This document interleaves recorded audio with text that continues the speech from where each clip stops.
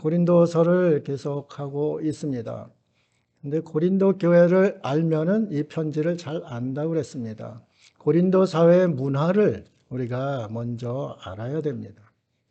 고린도 사회는 개인주의가 팽배해 있습니다. 거기가 그 섬 지역이고 상업 도시입니다. 상업 도시에는 뭐가 많을까요? 네? 상업 도시엔 뭐가 많겠어요? 돈이 많죠. 돈이 장사하려면 이제 돈이 있잖아요. 돈이 많습니다. 그래서 배금주의가 개인주의와 돈이 많으면 많을수록 사람이 개인주의에 빠집니다. 그리고 또 돈만 알고 사는 그러한 사람들이 이제 나타나게 됩니다. 돈이 그만큼 하나님과 같은 힘을 발휘하기 때문에 그렇습니다. 그렇기 때문에 우리가 그 돈에 빠지면은 하나님을 절대 섬길 수가 없습니다. 돈을 섬기는 자리로 갈 수밖에 없어요. 그것이 배금주의입니다. 그 다음에 돈도 많고 이런 것이 많은데 사람들의 마음은 점점 불안해져요. 왜 불안해질까요? 예? 돈을 어떻게 더 벌었으면 또 있는 돈을 잃으면 어떡할까? 잘못되면 어떡할까? 이런 생각 때문에 불안감이 이제 팽배해집니다. 가난한 나라보다 부자 나라가 불안감이 더 커지고 또한 자살률도 훨씬 많다는 것이 이제 통계적으로 나온 겁니다. 지금 부탄공화국 같은 데는 뭐 아주 못 사는 나라인데도 행복지수가 세계에서 가장 높다고 그러지 않아요. 그러니까 돈이 그 행복지수와는 아무 상관이 없고 부탄 사람들이 왜 행복지수가 높은가? 불안함이 없다는 거예요. 초조함, 불안함이 이런 거 없다는 거예요. 그냥 순리대로 산다? 이렇게 하니까 행복하다는 거예요. 그런데 돈을 많이 가지고 있으면 이거를 어떻게 굴릴까? 어떤 식으로 쓸까? 여러 가지 이제 생각이 복잡해집니다. 돈은 또 누가 빼앗아 갈까? 걱정을 하게 됩니다. 그러니까 불안감이 팽배해지는 것이죠. 불안감이 팽배해지면 무엇을 하는가? 종교를 찾습니다. 종교를 찾는데 자기 마음에 합한 종교를 찾는 거예요. 하나님 뜻과는 상관없이 자기 마음속에 있는 그 종교를 찾는 겁니다. 산을 섬기든지 태양을 섬기든지 바다를 섬기든지 이렇게 하는 겁니다. 고린도는 그리스 아닙니까? 그리스라는 나라가 얼마나 그 신들이 많고 그렇습니까? 섬기는 신도 너무너무 많습니다. 그런데 그리스 신, 여러분 그리스 신화 이거 읽어보셨어요? 그리스 로마 신화? 이거 읽어보면은 참 기가 막힙니다. 그 신들의 음란함이 말도 못합니다. 그렇기 때문에 이 혼합 종교가 이루어지면은 그 혼합 종교 속에 쾌락주의가 들어가게 됩니다. 여러분 우리나라나 미국이나 뭐 부흥했다는 또 돈 많다는 그런 나라들 한번 보세요. 지금 제가 말한 이 네 가지가 거의 들어가 있습니다. 그런데 감사한 것은 우리 대한민국에는 그래도 기독교가 굉장히 중심을 잡고 있는 그러한 모습입니다. 그렇지만 기독교가 잘못된 것이 많이 있습니다. 이런 고린도 교회 같은 여러 가지 그 사회상을 교회가 받아들인 겁니다. 타협하고 그들과 결탁하고 이런 일을 하다 보니까 교회 안에도 이상한 것들이 이제 너무 많이 들어온 겁니다. 교회에 여러 가지 문제가 있는데 고린도 교회 8가지 이제 신앙 윤리를 벗어난 그러한 일들이 벌어졌던 겁니다. 그래서 4장까지는 분파와 파당에 대한 그러한 것을 이야기했습니다. 이번 장에는 근친상간이라는 세상 사람들 이방인들도 하지 않는 그러한 일이 교회 내에서 버젓이 벌어지고 있었습니다. 벌어지고 있는데에도 그것을 누구 하나 책하지를 않았어요. 왜 그랬을까요? 네? 그들은 교만에 빠졌다고 지난주까지 말씀드렸습니다. 그 교만 때문에 교회 안에 그러한 것이 들어와 있음에도 불구하고 그것을 저버리지를 않았어요. 우리 교회는 정말 좋은 교회야. 우리 교회는 명사들도 많아. 이 근친상간했던 아버지의 여자를 건드렸던 이 아들이 교회 안에 들어와 있는데 그 아들이 교회에서 꽤 행세하는 사람입니다. 이 문맥을 쭉 보면 그래요. 그러니까 그 사람은 이 음행을 한 것 이외에 자신의 권위와 힘과 이러한 것이 굉장했던 사람이에요. 그렇기 때문에 성도들도 음행은 뒤로 놓고 이 앞에 부분만 보는 거예요. 재력가야, 이 유명인이야, 연예인이야, 명사야, 이런 자랑에 빠졌던 거예요. 여러분 잘 생각해 보세요. 그런 자랑하는 사람 굉장히 많습니다, 우리나라에도. 우리 교회는 연예인이 10명이야. 우리 교회는 누구도 있고, 누구도 있고. 우리 교회는 장관이 계셔. 국회의원이 계셔. 그럼 국회의원이 음행을 근친상간을 해도 근친상간은 보이지 않고, 우리 교회는 국회의원이 보여. 이러는 거예요. 이 자랑을 고린도 교회가 하고 있었다는 거죠. 우리 교회는 대통령 있는 것보다 훨씬 교회가 커. 우리 교회는 인원이, 성도 수가 10만이 넘어. 이런 자랑 속에 빠져 있던 거죠. 고린도 교회는 또한 죄가 많다 보니까 무엇이 많겠어요? 예? 하나님의 은사가 부어졌던 거예요. 고린도서에 은사장이 나오잖아요. 은사장. 수없는 은사가 고린도 교회에 부어졌어요. 이 은사가 부어지지 않은 고린도 교회가 세워지기가 힘들었어요. 사회 분위기가 그랬으니까. 너무나 많은 죄악 가운데 있었기 때문에 이러한 은사 성령을 물붓듯 부어주셔서 교회가 방언하고 예언하고 난린 거예요. 그러니까 우리는 영적으로도 위대한 교회야. 우리 교회는 다른 교회와 달라. 우리 교회는 너무 영적으로 뛰어나. 이게 자랑하고 다니는 거예요. 그런데 교회에 침투한 것은 보지를 못하는 거예요. 교만에 빠지면은 위로 올라가잖아요. 부풀리잖아요. 그러다 보니까 밑에 있는 게 안 보여요. 죄는 어둠 속에 들어오거든요. 은밀한 그늘로 들어오거든요. 교회도 이렇게 부풀려 있고 자랑에 빠져 있을 때 그 밑으로 이제 들어오는 거게 죄예요. 사단은 그 틈을 절대 놓치질 않습니다. 사탄이 틈새 공격의 달인이에요. 우리는 그런 것을 잘 알아야 되는데 교회가 아무 생각 없이 있는 거죠. 우리 교회 자랑에 빠져 있는 거죠. 이러다 보면은 죄가, 끔찍한 죄가 교회 안에 들어와서 교회 공동체를 파괴합니다. 그래서 사도 바울이 고린도 교회를 바라보면서 세상 풍조가 일로 들어왔구나. 그런데 세상 풍조보다 더 악한 풍조가 교회 공동체를 파괴하려고 들어왔구나. 이거 큰일 났구나. 그러면서 이제 편지를 써보낸 거예요. 이것이 지금 우리가 보는 그 내용이라 이 말씀입니다. 근친상간은 이방인들도 하긴 하지만 잘 안 하잖아요. 성도라는 이름, 교회 안에서 그래도 중직을 차지하고 있다는 그 이름을 가진 사람이 그런 일을 벌이고 버젓이 있었다는 거죠. 이게 참 교회를 바라보는 사도 바울은 피를 토하는 심정으로 이 편지를 쓰게 된 겁니다.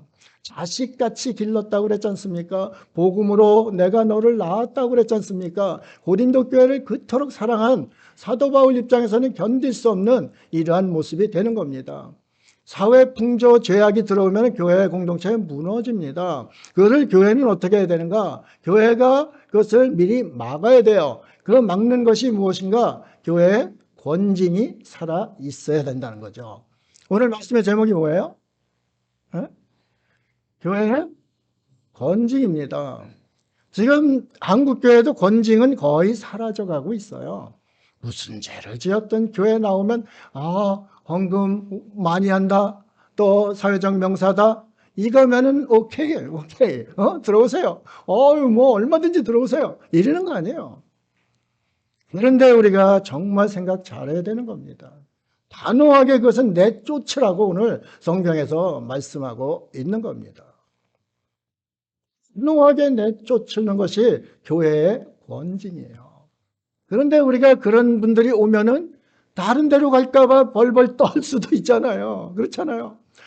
우리 교회 헌금을 50% 책임지는데 저 사람 떠나가면 어떡할까?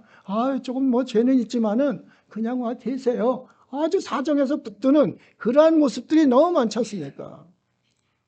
또 그런 사람은 권징이 내려지면은 그래 그만둬라. 교회가 여기 하나냐? 나 갈 곳으로 간다. 이렇게 가는 거 아닙니까? 사도 바울도 그랬는데 하나님 입장에서는 정말 피를 토하는 거예요. 이 교회 공동체가 예수 그리스도의 피값으로 사신 교회거든요. 어느 것을 자기 피값으로 사요. 그렇잖아요. 여러분 생명으로 살 수 있는 거 세상에 있어요? 못 사는 거예요. 그 존귀하신 하나님의 생명으로 이 산 교회 공동체가 예수 그리스도의 머리요 몸인 교회 공동체가 무너질 상황에 있다 생각하면은 너무 고통스럽고 이건 견딜 수 없는 것이죠. 사도 바울의 심정이 이런 심정으로 편지 썼다 이 말씀입니다. 오늘 설교 끝난 거예요. 사도 바울이 이렇게 썼다. 한번 읽어보세요. 그러면 그냥 이제 지금 내용이 다 들어오는 거예요. 이런 상황을 모르고 이렇게 접하면은 여기에 깊이를 알 수가 없어요. 그래서 자꾸 그 부분적으로 띄어서 자신들이 이야기를 하는 거예요. 이 총체적으로 넓은 것을 보지 못하면 부분적인 것을 보게 됩니다. 코끼리 다리 잡고 기둥이니 뭐니 하잖아요. 집이니 하잖아요. 그렇잖아요. 이단들이 그 기둥 잡고서 자꾸 찢어가지고 다 분해해서 만드는 거예요. 자기들 입맛에 맞게 만드는 거예요. 그것이 이제 안 되는 것이죠. 그래서 우리는 성경을 베레아 성도들처럼 이 말씀이 정말 그러한가? 정말 그러한가? 늘 파고들고 파고들어야 되는 거죠. 그래서 성경 한 번 읽을 때, 두 번 읽을 때, 산에도 한 번 갈 때는 개똥이 안 보였었어요. 두 번 갈 때는 개똥도 보이고, 그 다음에 갈 때는 소똥도 보이고, 멧돼지 똥도 보이고, 그런 거 아닙니까? 우리가 말씀을 그런 가운데 넓게 볼 수 있는 그런 것을 우리 고린도서를 통해서 또 알아내야 합니다. 우리 속에 성경을 깨달음이 없으면 그냥 세상 책 읽는 거, 세상 책 읽으면 좋은 거죠. 그렇죠? 아주 책 읽으면 많이 졸잖아요. 성경은 졸 수가 없어요. 성경 읽을 때는. 깨달음이 계속 오는데 어떻게 졸겠어요? 그렇잖아요. 오늘 말씀이 이제 잘 하나하나 들어가 보면은 너무 귀한 말씀들이 우리에게 깨달음을 주실 것입니다. 1절 오늘 보세요. 1절. 너희 중에 심지어 음행이 있다함을 들으니 그 음행은 이방인 중에서도 없는 것이라 누가 그 아버지의 아내를 취하였다 하는도다. 아버지의 아내라고 그랬는데 언어를 제가 찾아보니까 아버지의 여자예요. 그러니까 아버지의 여자는 첩도 있고 불륜도 있고 여러 가지 있죠. 그래 아버지의 하체를 레위기에서는 범하지 말라고 율법에 박아놨어요. 그러니까 하나님의 율법에 정말 죽을 죄라는 것을 써놨는데 그것이 죽을 죄예요. 아버지의 하체를 범하는 것과 같다고 그랬으니까 그 아버지의 여자를 이제 성도 중에서 그것도 유력 성도 중에서 그런 것을 취하였다 그랬습니다.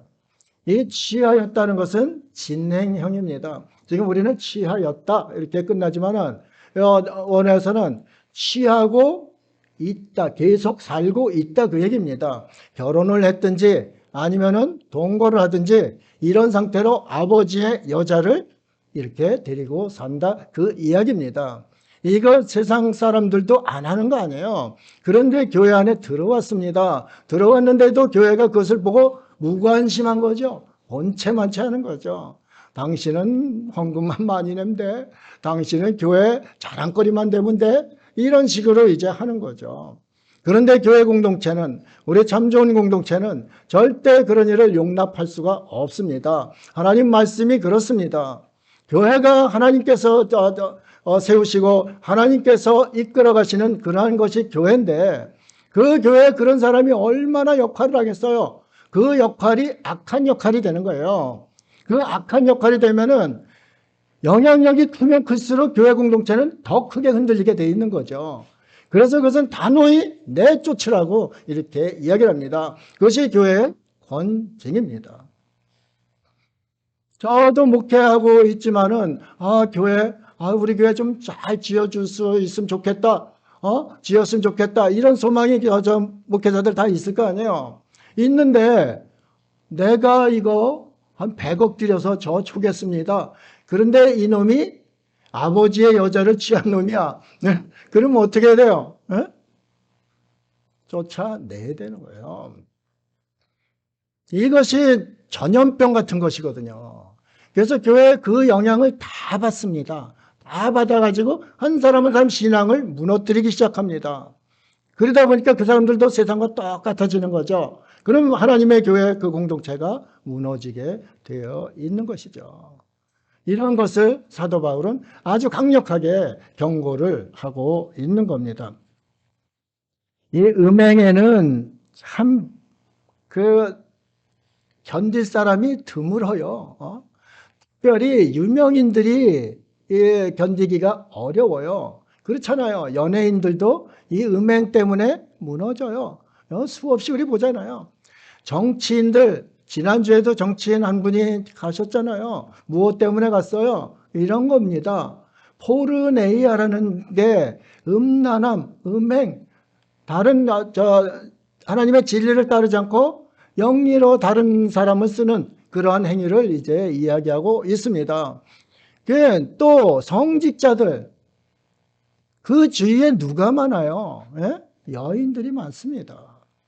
유명인들 옆에 여인들이 많이 따르는 거죠. 그러다 보니까 이거에 넘어가는 거예요. 넘어가. 그런데 세상에서 넘어간다 하지만 교회에서도 이런 것이 들어오면은 그래, 저 사람 참 대단해. 그렇게 멋진 여자를 취했어? 이렇게 하다 보면은 완전히 교회가 엉망진창이 되는 겁니다. 신앙 윤리를 어느 선까지는 우리가 교회에서 포용하고 사랑으로 감싸고 이렇게 하는 겁니다. 그런데 전염병 같은 죄는 이거는 절대 용납해서는 안 된다 이 말씀입니다. 여러분 가정에도 마찬가지입니다. 가정에도 이러한 것이 오면은 정말 용납해서는 안 됩니다. 예수님도 이혼의 사유 중에 하나를 들었잖아요. 무엇을 들었어요? 예? 음행한 연고를 이야기했습니다. 그러니까 이거는 전염병 같은 죄라는 거예요. 이게 동화될 수 있는 그러한 것이기 때문에 쟤도 그러는데 나도 해야지.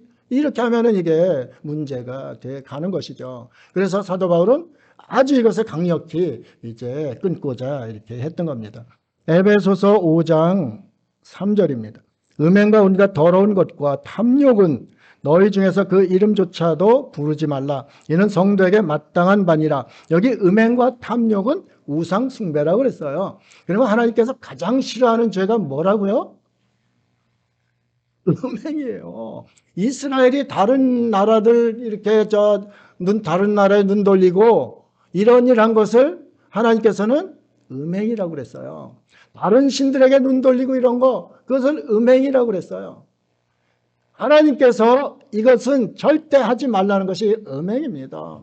이것을 교회 안에서 버젓이 하는데 교인들은 괜찮습니다. 이러고 있는 상태라 이 말씀입니다.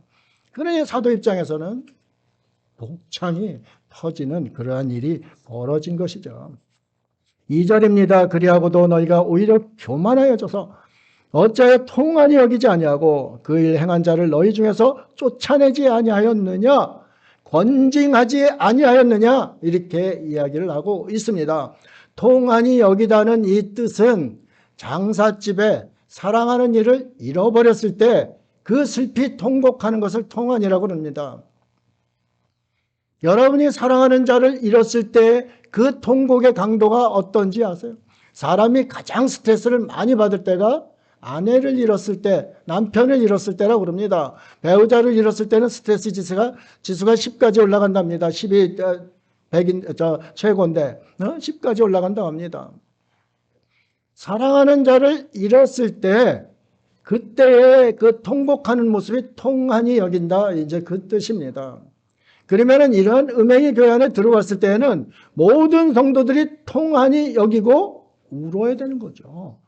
아주 아프게 울어야 되는 거죠.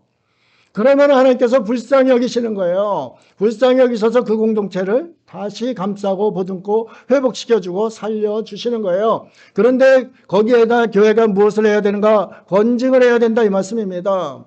그러니는 누가 들어와도, 재벌이 들어와도 그러니는 내쫓아야 된다 이 말씀입니다.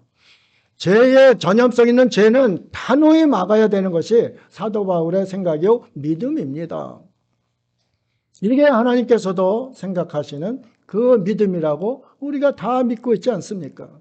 그런데 그것을 하나님의 마음을 배반하는 일을 고린도 교회가 했다. 이것을 보여주고 있습니다.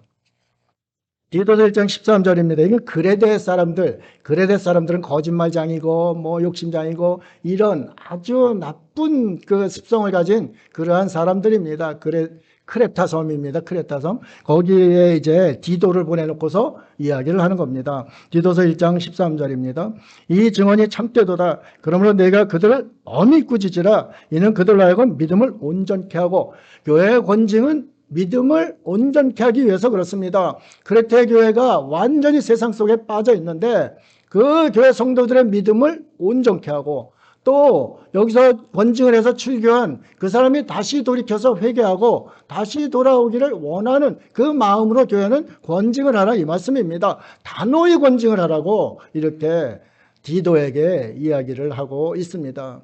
디모데는 거기 갔다 제대로 하지 못하고 왔는데 디도는 아주 강력한 사람이에요. 그러니까 디도가 거기 가서 이리저리 너 장로 이랬어? 집사 이랬어? 너 잘라버려. 출교 이렇게 해가지고 출교한 거예요. 그래가지고 거기를 정리해서 와가지고 다시 세우는 그러한 모습, 이것이 그 말씀을 하고 있는 거예요.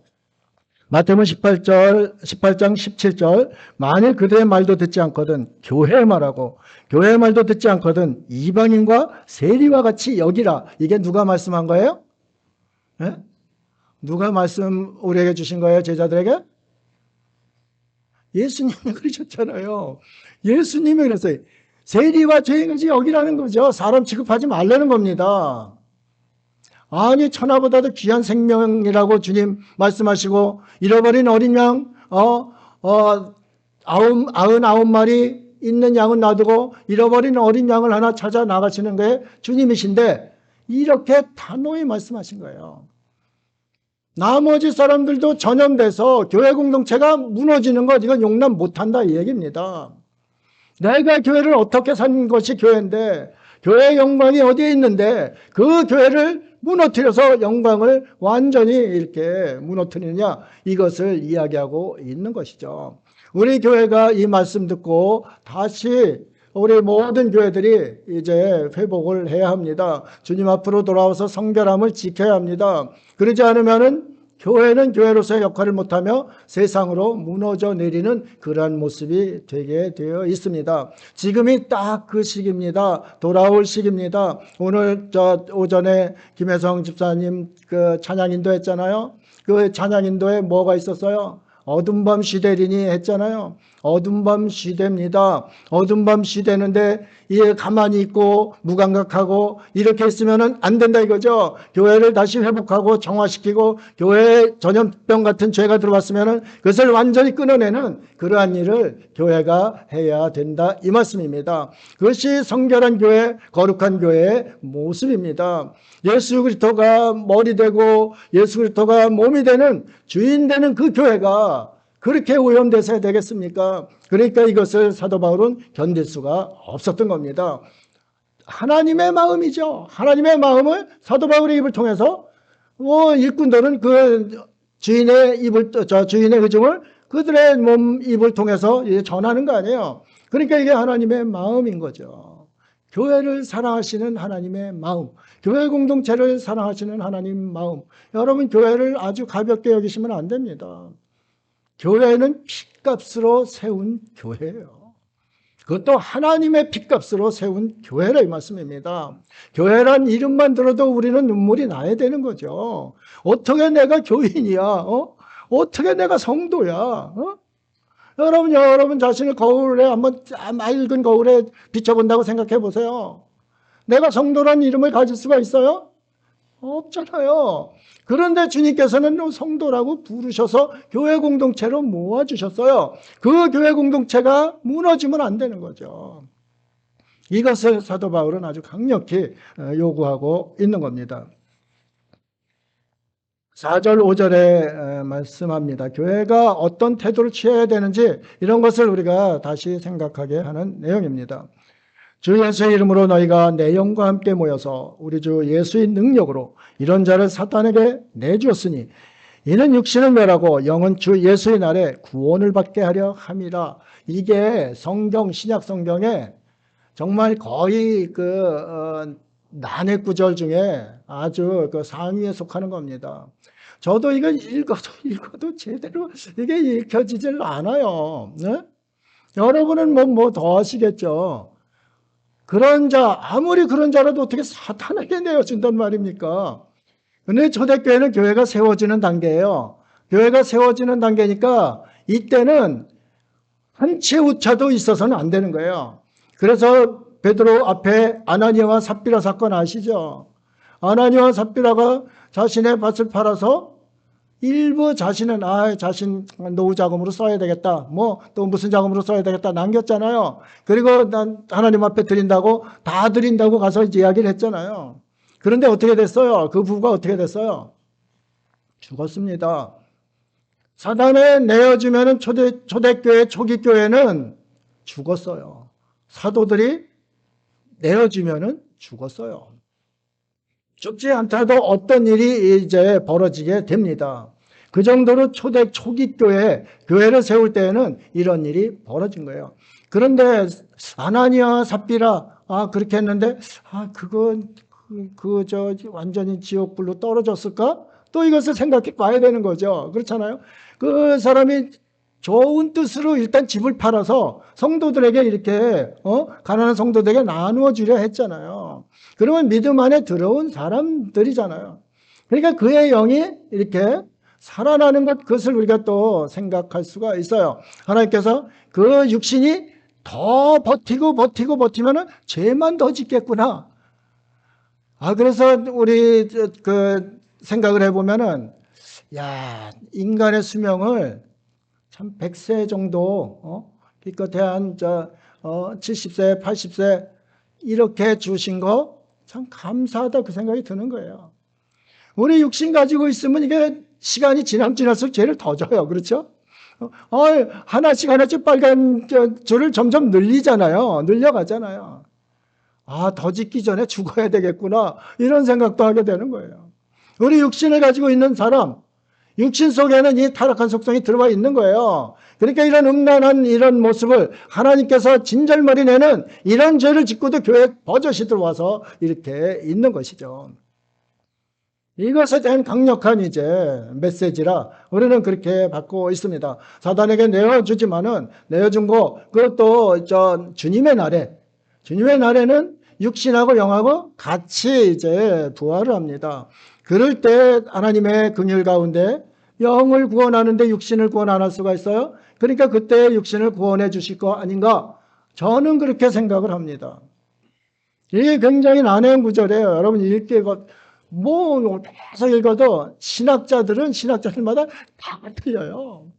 다 자기 생각하고 있습니다. 여러분이 그 믿음을 가지고 이것을 잘 받아들여야 돼요. 저도 이것을 어떻게 전해드려야 여러분들이 어느 정도 그래도 수긍할 수 있나 이런 거를 아주 고민을 하고 있었던 것이죠.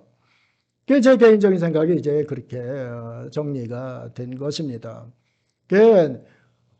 정말 교회의 해악을 더 끼치고 더 끼칠 사람은 반드시 이렇게 쫓아내야 된다. 이것을 아주 강조한 중에 또 강조한 것이다. 이렇게 말씀하고 있는 거예요. 이런 자를 사단에게 내어줬다. 육신은 멸하고 영은 주 예수의 날에 구원을 받게 하려 함이라. 참 쉽지 않은 말씀입니다. 디모데전서 1장 19절 20절 보십니다. 믿음과 착한 양심을 가지라. 어떤 이들은 이 양심을 버렸고 그 믿음에 관하여는 파산하였느니라. 그 가운데 후메네오와 알렉산더가 있으니 내가 사단에게 내준 것은 그들로 훈계를 받아 신성을 모독하지 못하게 하려 함이라. 여기 내준 게 후메네오와 알렉산더라고 그랬습니다. 후메네오 알렉산더는 은장색 이렇게도 나오는데 하여튼 교회의 사사건건 반대, 교회 일에 방해해 놓았던 사람이에요. 교회의 공동체를 무너뜨리려고 계속했던 사람이에요. 그래서 그들을 사단에게 내어줬다는 거죠. 사단에게 내어준다는 것은 교회에서 권징하는데 가장 끝부분이에요. 그렇잖아요. 가장 끝부분. 여러분 뭐 조금만 뭐 무슨 죄 졌다고 당신 교회 나가? 당신 뭐 했어? 나가? 뭐 이렇게 하면은 교회에 남아있을 사람 있어요? 하나도 없는 거죠. 하나님께서 강력하게 교회를 오염시킬 그러한 죄, 그것은 반드시 끊어라. 반드시 내쫓아라. 그것은 반드시 쫓아내야 되는 거예요. 공동체를 보호하기 위해서. 하나의 그 악의 씨앗 때문에 모든 이들이 이 악의 씨앗에 물들면은 안 되잖아요. 하나님께서는 그 한 사람도 사랑하지만은 교회 공동체 성도들 더 사랑하는 거죠. 그렇죠? 수많은 사람들이 있는데 더 사랑하는 것이죠. 그래서 그렇게 이제 이야기를 했던 것이죠. 신성을 모독하지 못하게, 신성 모독하는 죄, 성령을 거스린 죄, 그게 용서받는 죄예요? 못 되는 거예요. 여러분 하나님 앞에 하나님의 이름 망령되이 불러도 안 되는 거예요. 그것도 신성 모독하는 거예요. 하나님 진짜 그 하나님한테 아주 가볍게 막대하는 사람들이 있어요. 망령되이 행하는 사람들이 있어요. 이것은 신성 모독을 하는 겁니다. 하나님을 부인하는 것도 신성 모독하는 겁니다. 그렇기 때문에 불신자들이, 하나님을 믿지 않는 자들이 아무리 착해도 구원받을 수가 없어요. 하나님의 신성, 하나님을 하나님됨을 믿지 않기 때문에 그것을 하나님을 망령되이 여기고 모독하는 거예요. 버젓이 창조주 하나님이신데 안 믿는 거죠. 안 믿으면서 난 세상에서 좋은 일, 착한 일 다 한다. 그건 못 받습니다. 그래서 믿음이 열쇠가 되는 거예요. 하나님 앞에 하나님 나라 들어갈 수 있는 그 믿음이 바로 열쇠가 되는 거예요. 이것을 우리가 잘 알아야 된다, 이 말씀을 하고 있는 겁니다. 6절, 7절 보시기 바랍니다. 여기서 우리에게 굉장히 많은 교훈을 줍니다. 너희가 자랑하는 것이 옳지 아니하도다. 적은 누룩이 온 덩어리에 퍼지는 것을 알지 못하느냐. 너희는 누룩 없는 자인데 새 덩어리가 되기 위하여 묵은 누룩을 내버리라. 우리의 유월절 양 곧 그리스도께서 희생되셨느니라. 우리는 묵은 누룩 때문에 예수 그리스도께서 희생되셨다는 거예요. 유월절이 뭐예요? 죽음의 사자가 우리를 넘어가는 거예요. 그것 때문에 예수 그리스도께서 희생되셨다는 거예요. 그런데 왜 묵은 누룩을 뭉치고 있느냐? 묵은 누룩, 옛사람을 계속 가지고 있느냐? 이런 말씀이잖아요. 사람들 사회 풍조에 있는데 교회 성도가 되었는데도 그것을 버리지 못하는 거예요. 그 죄에 대한 그것을 둔감해 가지고 버리질 못하는 거예요. 새 덩어리가 되어야 되는데 예수 그리스도로 함께하는 예수 그리스도의 몸의 공동체, 지체가 되어야 되는데 옛날 묵은 누룩, 이 지체되기를 거부하는 그 일이 고린도 교회에서 일어나고 있는 것이죠. 그러면 교회가 무슨 필요가 있어요? 아무 필요 없는 거 아니에요. 옛사람으로 다시 돌아가서 그 일을 하고 있는데 그게 묵은 누룩이라는 거죠. 그 묵은 누룩을 다 버리라는 거예요. 누룩은 성경에서 여러 가지로 표현합니다. 바리새인들의 교훈을 이야기할 수도 있습니다. 근데 교훈은 한번 가르침을 받잖아요. 그러면 그게 들어오면은 그게 최고인 줄 알아요. 잘못된 것이든 잘된 것이든. 그렇기 때문에 교훈이 누룩이 될 수가 있는 거죠. 계속 퍼지는 거예요. 아, 그게 맞다 해가는 거예요. 요즘 뭐 확증 편향도 많이 있잖아요. 그렇게 돼 가는 겁니다. 또 누룩은 무엇을 이야기하는가? 복음을 또 이야기해요. 참 그렇잖아요. 하나님 나라 가루서말에 한 그것이 부풀어서 퍼지는 것 같다. 하나님 나라 그렇다. 예수님께서 누룩 비유를 하셨어요. 하나님 나라는 이런 것 같다. 누룩과 같다. 여러분이 복음을 전하면 누룩처럼 퍼진다는 거예요. 그것이 하나님 나라예요. 야, 참 그런데 누룩이 바리새인들의 교훈도 있고 하나님 나라 복음에 대한 것도 있는데 어찌 누룩을 버리라고 하는가? 그래서 우리가 이것을 하나씩 뜯어보면은 이단이 된다는 거죠. 여기서 이야기하는 것은 그 누룩이 아니에요. 이 누룩은 죄를 이야기하는 거예요. 전염성 있는 죄를 이야기하는 거예요. 그렇기 때문에 이 전염성 있는 죄, 이거 버려야 되는 거죠. 여러분 속에 전염병이 들어오면 어떻게 버려야 하잖아요. 코로나 시대에 집에 들어오면 손 씻기, 발 씻기 매번 그냥 그 광고를 했잖아요. 찢는다는 게 지금 뭐예요? 병균 내버리는 거 아니에요? 병균 내버리는 거 아니에요? 그렇잖아요. 교회 안에 이러한 누룩이 들어가 있으면은 그것을 버려야 되는 거죠. 유월절 양이 새 덩어리 교회를 만들기 위해서 예수 그리스도의 공동체를 만들기 위해서 희생되었기 때문에 묵은 누룩은 버려야 된다. 그래서 이스라엘 3대 절기 중에 유월절이 있는 것이죠. 그러면 이스라엘이 유월절을 어떻게 지키는가 우리가 봐야 되잖아요. 유월절 전에 한 달 전서부터 준비를 하는 거죠. 쭉 준비를 하는 거죠. 무슨 준비를 하는가? 유월절은 예수 그리스도와 한 덩어리가 되는 그러한 절기입니다. 또 유월절에는 먹는 떡이 있어요. 그 떡이 무엇인가? 무교절, 유월절 같이 있거든요. 그 무교절에 먹는 떡이 누룩 않는 떡이에요. 그것을 무교병이라고 그래요. 그래서 유월절을 지킬 때 무교병을 먹는 거예요. 그러면 무교병은 뭐예요? 누룩이 있으면 안 되는 거예요. 그렇잖아요? 누룩을 제거해 버려야 되는 거죠. 유월절 양이 너는 새 덩어리 되기 위해서 했는데 흠없고 티 없는 그러한 깨끗한 거룩한 성도로 그 덩어리 공동체를 만들기 위해서 예수 그리스도께서 유월절 양으로 희생되셨다. 그 이야기를 하는 거죠. 그런데 너희 속에 누룩이 있어서는 안 된다 그겁니다. 그래서 유대인들은 농도 다 뒤집는다고 그럽니다. 농 밑에 먼지 있잖아요. 거기에 누룩이 조금이라도 있으면 그거 다 친답니다. 뭐 식탁이든 식탁 테이블에 유리밑도 이렇게 해가지고 누룩이 있으면 그거 다 친다고 합니다. 우리도 명절 지낼 때 뭐 명절 맞으면은 안 하던 거 많이 하잖아요. 옛날에 목욕도 한 번도 안 하다가 1년에 명절 2번에 막 하고 그랬잖아요. 깨끗이 하는 거죠. 명절을 맞는다는 건 깨끗이 하는 거예요. 명절은 무슨 날이에요? 주님을 맞는 날이에요. 유월절 무슨 날이에요? 주님의 예수 그리스도 그분이 희생된 날이에요. 희생된 어린 양으로 희생된 날이에요. 그렇기 때문에 우리가 그것을 교회는 성결함을 유지해야 되기 때문에 그것을 다 제거를 해야 되는 거예요. 그래서 이 음행한 이 성도를 떼쫓아야 되는 거예요. 제거를 해야 되는 거죠. 교회에서는 단호히 이것을 제거해야 돼요. 지금 한국교회 못하고 있는 것이 이 바로 교회의 권징이에요. 교회 권징은 거의 못합니다. 쉽지 않습니다.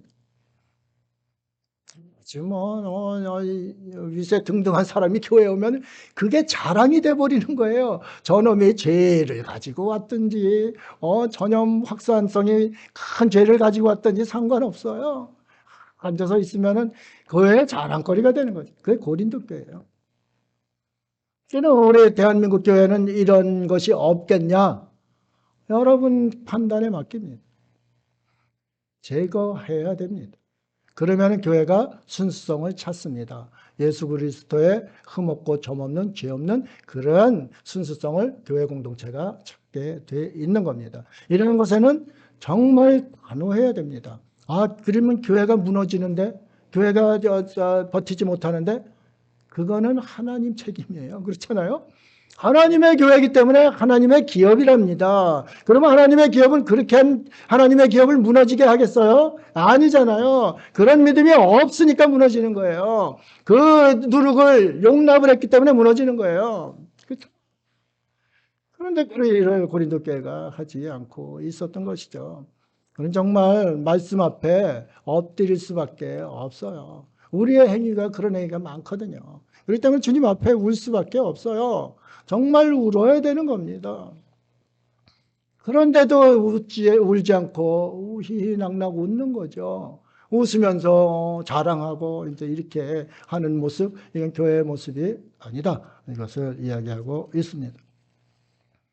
잠언 17장 15절입니다. 악인을 의롭다 하고 의인을 악하다 하는 이 두 사람은 다 여호와께 미움을 받느니라. 우리나라에 그런 일이 지금 벌어지고 있잖아요. 악인을 의롭다 하고 의인을 악하다 하고. 마음이 너무 아파서 저도 한 주간 동안 울었어요. 너무 아픈 거죠. 진리가 불의가 되고. 시 적었잖아요. 진리가 불의가 되고. 교회 안에서도 그렇다 이 말씀입니다. 교회 안에서도. 교회 안에서도 이거를 분별을 전혀 못하고서 너무 아픈 거죠. 여호와께서 미워하신다는 거예요. 여호와께서 미워하시는데 왜 하나님 말씀, 그 말씀의 진리 안에 서지를 않냐 이 말씀입니다. 이게 너무 아픈 거예요. 고린도 교회가 그랬다는 거 아닙니까? 아주 타락한 고린도 교회, 너무너무 흔들리는 교회, 무너지기 일보 직전의 교회가 그랬다는 겁니다. 그래서 사도 바울이 이 말씀을 전하면서 고린도 교회가 다시 살아난 거예요. 회복하면 되는 겁니다. 참 이것을 우리가 깊이 성도라면은 인식을 해야 하는 겁니다. 10절입니다. 내가 너희에게 쓴 편지에 음행하는 자들을 사귀지 말라 하였거니와, 이 말은 이 세상에 음행하는 자들이나 탐하는 자들이나 우상 숭배하는 자들을 도무지 사귀지 말라 하는 것이 아니니, 만일 그리하려면 너희가 세상 밖으로 나가야 할 것이라 그랬습니다. 먼저 쓴 편지라고 그랬습니다. 그러면 고린도 전서, 고린도 후서 말고 편지가 있다는 거 아닙니까? 고린도 전서 전에 편지를 보냈어요. 음행이 너무 많은 거죠. 거짓이 많고 토색하는 자, 토색은 남의 것 빼앗는 거예요. 사기쳐서 빼앗는 게 토색이에요. 그러니까 토색하는 자, 이런 불의한 자들이 많이 있는 거예요. 그래서 거기에다 먼저 편지를 썼는데도 도무지 해결이 안 되는 거예요. 그들을 그대로 놔둔 거죠. 그러니까 교회가 점점 썩어져 가고 부패돼 가고 이런 모습으로 들어오는 거죠. 그렇기 때문에 이게 먼저 쓴 편지에는 너네 음행하는 자 사귀지 말라고 그랬다. 사귀지 말라네. 그러면 세상 사람들하고 한번 보세요. 세상에 음행이 얼마나 많아요. 그 많은데 그들하고 사귀지 말으면 정말 세상 밖으로 나가야 되는 거예요. 오늘 말씀처럼 세상 밖으로 나가야 되는 거예요. 세상은 음란 덩어리예요. 저도 뭘 좀 그 인터넷에서 찾으려고 보면은 예쁜 여자들이 이렇게 많이 나와. 그냥 그 화면에 왜 그게 나와야 되는데 그게 자꾸 나와. 세상은 음란 덩어리예요. 유혹이 너무 많아요. 그렇기 때문에 이것을 제하라고 그랬는데 그거 제하지 않는 거예요. 계속 이 정도는 되겠지, 이 정도는 되겠지 하다 보니까 교회 안에 아주 이런 아버지의 여자를 취하는 이러한 성도까지 나타나게 되었다 이 말씀입니다. 먼저 쓴 편지에 너는 세상 사람들 얘기한 것이 아니다. 세상 사람들은 그런 거야. 그것은 하나님께서 심판하시는 거야. 그런데 너 교회 공동체 안에는 절대 이건 용납 못해. 이렇게 편지 쓴 거예요. 그런데 고린도 교회 사람들이, 성도들이 이해를 잘 못한 거예요. 그럼 우리 아버지도 음란한데 우리 아버지하고도 같이 살지 말아야지. 이런 식으로 오해를 한 거예요. 그러니까 이 고린도전서에 다시 쓴 거예요. 먼저 쓴 편지에는 그렇게 썼는데 너네가 이것도 오해하고 있었구나. 이거 다시 바로잡는다. 세상 사람들은 그래 놔둬라. 그들은 하나님께서 심판하신다. 그런데 교회는 너희가 권직을 해야 된다. 교회 안에 그러한 죄는 권직을 해야 된다. 이것을 이야기하고 있는 거예요. 우리도 우리 밖에 한번 나가보세요. 나가면 그 사람들 온전한 사람들이에요? 죄악 속에 있는 사람들이에요. 그럼 그들과 사귀지 않으면 아예 우리는 따로 살고 세상 밖으로 나가야 되는 거죠. 그 이야기를 하고 있는 거예요. 그런데 오해를 하면 안 된다. 이게 말씀에 오해를 하면 안 된다 이 말씀입니다. 그 11절 내용 보면은 여러 가지가 있죠. 이제 내가 너희에게 쓴 것은 만일 어떤 형제라 일컫는 자가, 어떤 형제라 일컫는 자가 그랬습니다. 세상 사람이 아니에요. 어떤 형제라, 어떤 성도가 이렇게 이야기하는 거예요. 음행하거나 탐욕을 부리거나 우상숭배를 하거나, 음행, 탐욕, 우상숭배 뭐예요? 하나님께서 가장 싫어하는 죄예요. 전염성이 매우 강한 죄예요. 그 공동체를 무너뜨릴 수 있는 죄라 이 말씀입니다. 교회 안에 이것이 있으면 안 된다는 거예요. 그래서 그들과 사귀지도 말고 먹지도 말라 이렇게 이야기를 하고 있는 거예요. 그런데 이 고린도 교회 성도들이 오해를 했다 이 말씀입니다. 12절 13절 마무리합니다. 밖에 있는 사람들을 판단하는 것이야 내게 무슨 상관이 있으리오만은, 그렇죠. 밖에 있는 사람들 사도한테 상관이 없어요. 그들은 그들이 살다가 그들 길로 가는 거예요. 하나님 심판 안에 이제 들어가는 거예요. 그런데 교회는 아니라 이 말씀입니다. 아기처럼 나서 세운 교회 아니라는 거죠. 그거는 아니라는 거죠.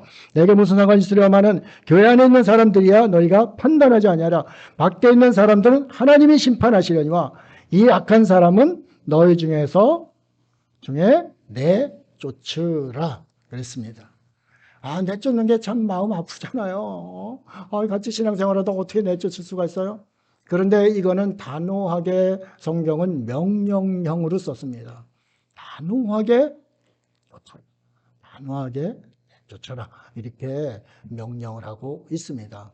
우리 참 좋은 교회는 참 좋은 교회입니다. 성도님들도 참 좋고 교회도 참 좋고 참 좋은 교회입니다.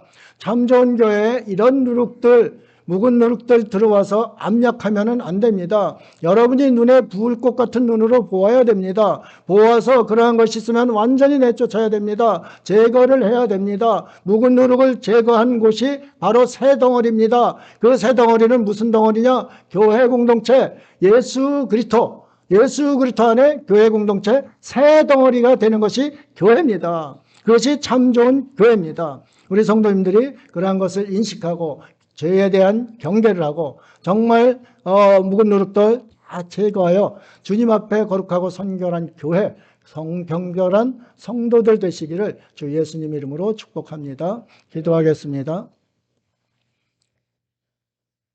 하나님 아버지, 성도라는 이름에 부끄러운 일을 참으로 저희들은 많이 합니다. 그렇지만 하나님께서 진절머리 내는 죄들이 있지 않습니까? 그 죄까지 용납해서는 안 된다고 오늘 말씀을 주셨습니다. 이 말씀 가운데 교회가 성결해지고 순전해져서 순전함이 햇빛을 통과해도 전혀 흠이 없을 그 순전함이라고 말씀하셨습니다. 그 순전함을 잃지 않는 거룩한 교회, 거룩한 성도들 될 수 있도록 인도하여 주옵소서. 감사드리며 예수님 이름으로 기도드립니다. 아멘.